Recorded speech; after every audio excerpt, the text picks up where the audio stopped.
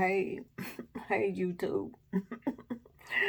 I'm trying to make a video, and man, I just got through bumping my knee on this lead desk. I've done it, I don't know how many times, and oh man.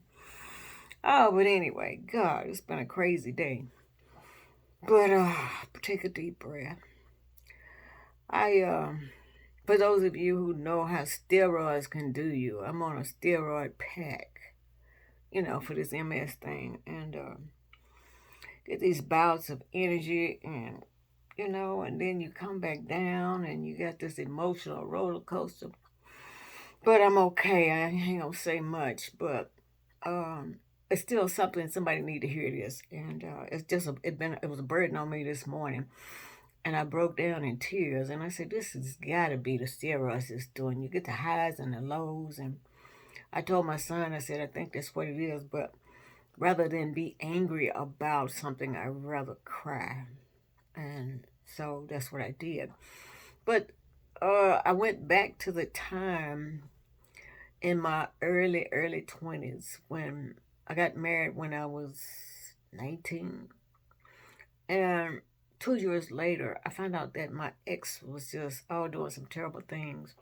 And I couldn't believe it. This was supposed to be the love of my life. And oh God, I couldn't believe it. I was so depressed. And I actually had a gun in my hand during that time, and I'd made up my mind I was gonna blow my brains out because I couldn't see. And my mother had died, wasn't even hardly a year uh, earlier, so I was just oh, it was horrible, horrible time.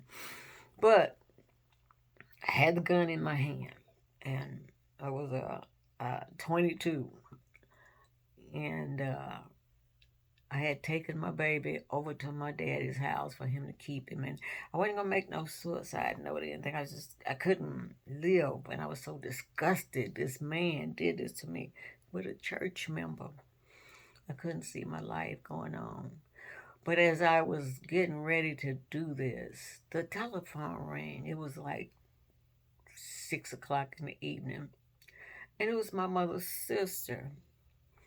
And she was so happy. She said, "Mary, you've been on my mind maybe a couple of weeks. And I knew I had to call you right now. And I hadn't talked to you since your mama died. And I'm getting better because that was my sister and I miss her so much."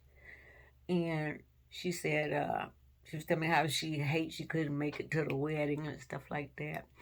And she said, "Are you all doing okay?"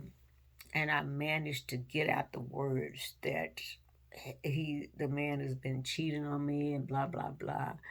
And she said, "Mary," she just said a quick prayer right then and there. And we went on the phone a long time, but it was enough to lift that burden on me. So I was thinking about that today, and I said, "God, I'm so glad I didn't go through with that, because this man was not worth my tears." But I couldn't see that because I had been in love with this man since I was 13 years old. This is the man. I said, I know that he is going to fall in love with me, and all this the silly stuff what a 13-year-old would say. And I was thinking, I said, I'm so glad that the universe, God, whatever you want to call it, lay these things out, the escape routes in your path. Because I'm what, 20, and getting ready to kill myself about my ex-husband cheating on me. And I said, man, if I'd have done that, oh, thank God I didn't. Thank God kept me from doing that. But if I had, he would have said, well, Mary's crazy anyway, so what do you expect? Because people have said I'm crazy with all these dreams and visions and things I do. So I'd have just been another one bite the dust thing. But I just said, "Oh God, thank you, thank you, thank you," because that man wasn't worth my tears. He wasn't. But I just, if somebody need to hear that, please put the gun down, put whatever down, because it's not worth it. And I was able to stay here and raise my sons, and they turned out to be great boys. And my life has been wonderful.